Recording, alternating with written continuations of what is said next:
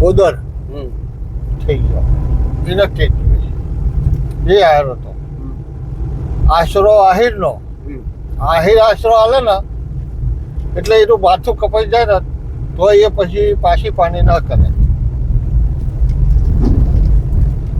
એમાં એવું હતું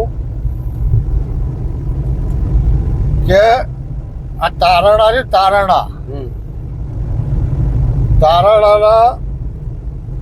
રણમલજી દેદા આ દેદા ચાળે ચાલ્યા એમના વડવાઓ દેદા ગોલ ભાઈ તો 52 ગામ સાહેબ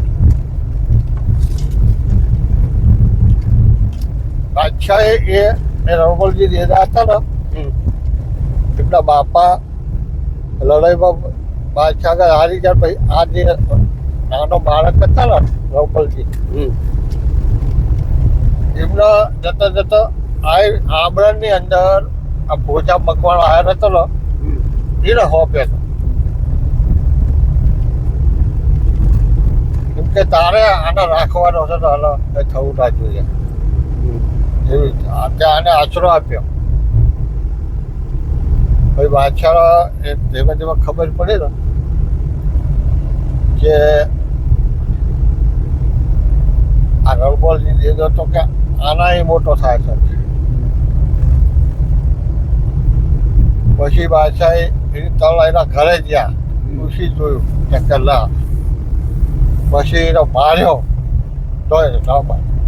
પછી આ ઓલી કાળા પાળા શિયાળીઓ ના આવે આ શિયાળીઓ ગલે આવડી પાછા આવે ને હાથ વતે ઢેસણમાં શિયાળીઓ વેલી આવી અને ઢેસણની ઢાંકણી આવે ને એના ઉપર શિયાળી વેલી અને પછી આમ કાણ પાડ્યું શિયાળી બધા સળાડ તો એને ચુકારો ના કર્યો.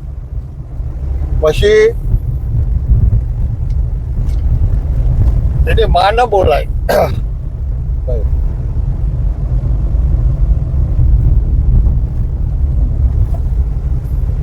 એમ કે એની માં જોશે ને દીકરાનું દર્દ એટલે કે સાચું બોલી જશે. ભાઈ એની માં ન બોલાય શાયરી એમ કે આ લોહી કે મારું તો છે ને પછી શાબાશી આવી તો એની આશો એની માને આશો આહોનું ના આવ્યું. પછી એની માએ શાબાશી આવી કે આ મારું સાચું ધાવણ છે. મને એમ કે મારું ધાવણ ના લગ્ન થાય મારો છોકરો કે પેટ બોલી ના જાય સારું મારું ધાવણ લજવાય કે શાબાશી આલી રહ્યા.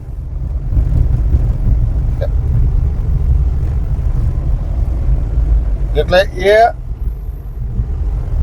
રણમલજી દેદાની વસ્તી આ બધી આ રણમલજી દેદા તારાના સ્ટેટ હતું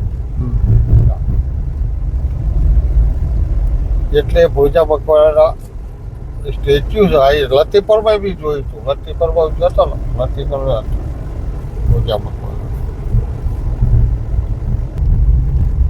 એટલે આશરો આહિરલો અને રીત રાજપૂતની રીતિ રિવાજ બધા રાજપૂતના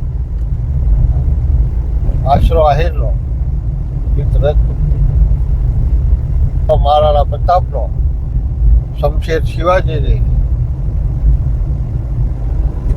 આવું બધું રહી ગયા હતા.